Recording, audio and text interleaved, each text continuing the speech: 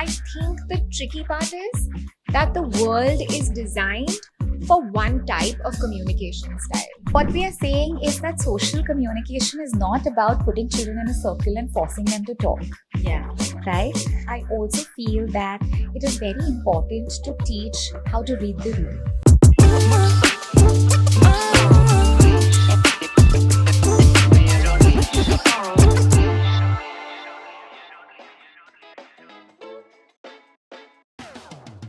Hi, welcome to Conversations with Speeches. I'm Pooja. Hi, I'm Alicia. Hi, I'm Merin. Today we're going to talk about social communication skills through a neuro-affirming lens. That's a lot of technical terms. Merin, 1 minute. So then let's take a pause. Let's first talk about why are we even chatting about social communication? Yeah. And you said neuro-affirming practices. So there's a lot of technical jargon that people are using in our field and around us. A lot of people are talking about neurodivergence, neuro-affirming practices. Let's discuss those as well.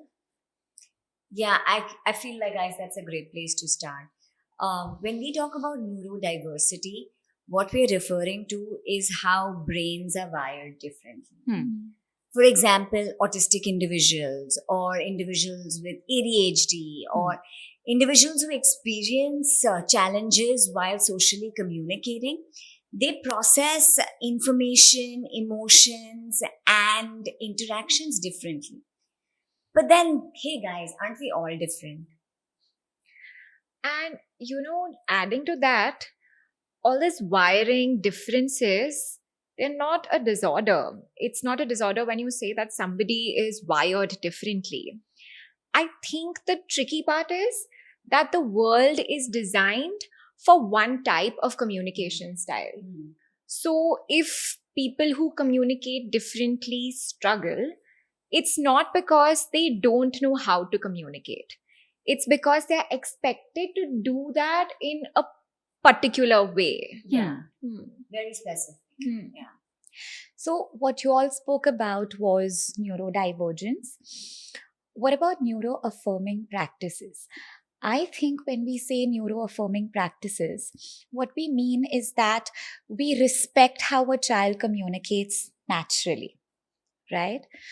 So, when I'm teaching a child to communicate or engage in social interactions, um, it does not mean that I am trying to teach the child to fit in or to act like somebody else, or to force that feeling of belongingness. Yeah. That is not what I'm trying to teach. What I'm trying to teach the child, in my opinion, is that they need to understand social situations, so that will help them navigate those situations better, and to understand the world around them a little better. That in my head is what neuro-affirming practices are. And guys, the reason we're having this conversation is that for years, social skills training involved telling the children, sit with everybody, don't do this, don't do that, don't fidget, say this, say that, look at the speaker, look at your friends. And we know over time that this doesn't work. It doesn't work. When we say neuro-affirming, we're talking about including everybody and encouraging everyone to communicate in their own unique way. But having said that, neuro-affirming doesn't mean that we don't teach social skills, right? And it's very important. Teaching social communication skills, it's a misunderstanding that we shouldn't be teaching them that. Social communication skills are important because it affects everything. How you make friends, or if you're learning something in the classroom, participating in group projects, and even an individual's emotional safety. So yes, like you said, there's a huge impact. Plus, I feel that kids also want to make friends. Many children do want to make friends, but I think that they don't know how to join an ongoing conversation or start a conversation without interrupting, right? So I feel that's when parents, educators, and therapists, what they try to do is they try to teach children scripts. Yeah. When I say scripts, I mean like, say you are seeing your friend play and you want to join your friend play. You learn a sentence and you go and say that to your friend. Like parents will often tell their children, go and tell your friend, can I join you? Huh. Can I play with you? Yeah. Like a script that you kind of use every time you want to join a game. I don't think that scripts are entirely wrong to teach. That's what I believe. Of course, it is beyond scripts, but scripts are a great starter. Yeah. So they do help, especially for a child who's feeling overwhelmed in a social situation, or a child who feels anxious about talking to somebody, beginning that interaction. Hmm. So a script like, can I join you or can I play with you, helps to reduce the stress. That's a great point. But like you said, social skills training is not just using scripts. It's not lines that you memorize and you're just kind of copy pasting. It's so much more than that. I agree. And, in real conversations, we don't always follow a script. So we teach children to adapt their responses. And what happens is when we teach them scripts, if someone responds differently, then the child gets stuck. Then they don't know what to say next. That is why we move beyond scripts. Yeah. So, like what we are saying is that social communication is not about putting children in a circle and forcing them to talk, Yeah. right? But when we are teaching social communication, it does mean that you break conversations into small teachable moments. Like, how would you start a conversation in many different ways, right? Share new and different experiences. How do you keep a conversation going? It includes all of that. Some kids do need explicit teaching. Yeah, and Pooja, adding to what you're saying, even like maintaining a conversation, like how do I stay on a topic? How am I showing interest? How do I make a comment or ask a question, make suggestions, or like build on an idea? Also, how to join a conversation. If there's a conversation going on, how do I appropriately join that conversation? What about repairing a conversation? Yeah. If I say something incorrectly, how do I repair that? What do I say instead?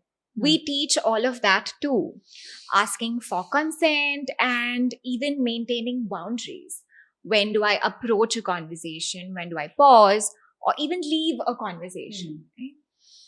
See, as you're saying this, I also feel that it is very important to teach how to read the room. Right? When I say reading the room, I mean understanding facial expressions, understanding body language. I know it does not come naturally to everybody, and many kids struggle with this. And a lot of your response changes when you're able to gauge facial expressions and body language. Like, for example, when I'm looking at y'all and I read your expressions, if I see or gauge that you're bored, I know that I have to switch topics or draw your attention in some other manner, right? These are soft skills, which I feel is important to teach children as well. Like even intonation, sarcasm, all of these things, Humor. sometimes Right? need to be explicitly taught. So and conversations are so dynamic. I feel like that awareness needs to be there. Sometimes topics change abruptly, sometimes topics end. And we teach individuals to adapt to these changes without feeling like they've failed. So there are so many different ways to add to a conversation. You comment, you agree, you disagree, you share an opinion, and even the awareness that sometimes I don't want to join a conversation, and that's okay. Yeah, it's absolutely fine. Sometimes you're just present in the moment and you're listening, and listening is also very critical. Yeah. Yeah, and in all of this, what I'm understanding is self-awareness is so important. It plays a key role. Yeah. So we also teach them how to be self-aware. Adjust your conversations if you're feeling upset, or if you want to break, or if you want to ask a clarifying question. Yeah. How do I do that? We teach them in that moment how to respond and adapt contextually. So, social communication is not only about being polite all the time, right? It is also about teaching children to speak up for themselves. We as adults sometimes also struggle with that. We don't advocate, we say yes to everything. But I think it's a very important skill to be able to speak up for yourself, to be able to say that I don't like this or I don't want to do this, and even asking for help. Like, I need help. It's very important as a communication skill, and I think it builds confidence. Even like sharing opinions or like Yeah. setting boundaries. Yeah, Mhm. everybody is entitled to their own opinion, and it is important to equip our children with that tool as well. So, parents often ask, like, what can I do to support my child at home? What do you all suggest? Honestly, parents do a lot to Hmm. support with good social interaction skills. I feel like a great strategy is modeling. Children are watching and learning. So when parents model appropriate social interactions, children kind of tend to pick that up. Also, I feel like another good strategy is reflecting, especially after a child has had a very challenging social interaction. Once the child is more settled and more ready, then parents can talk about, what the child said, what happened, what the child was thinking or feeling, and also even give perspective about what the opposite person was thinking and feeling. And doing a reflection on, what can be done differently next time.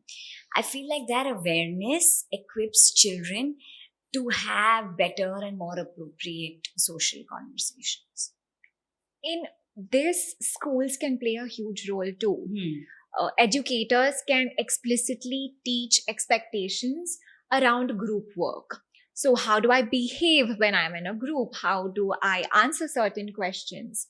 And allowing them to participate in different ways also helps. Maybe verbally expressing or letting them choose the medium that's most comfortable for them. Verbal, non-verbal, AAC, Yes. using an alternative form of communication, maybe Yeah. technical Express communication. yourself Yeah. the way you choose to be and the way you're comfortable. It's all Yeah. about that. Okay, so I think let's wrap up this conversation. And I want to conclude by saying that social communication, when we teach social communication, it is not about telling children to mask or telling them to fit in, but it is about empowering them with tools that they can use to connect and belong as they are, and also teaching them to advocate for themselves. And encourage everyone to include everybody, accept differences, and celebrate diversity.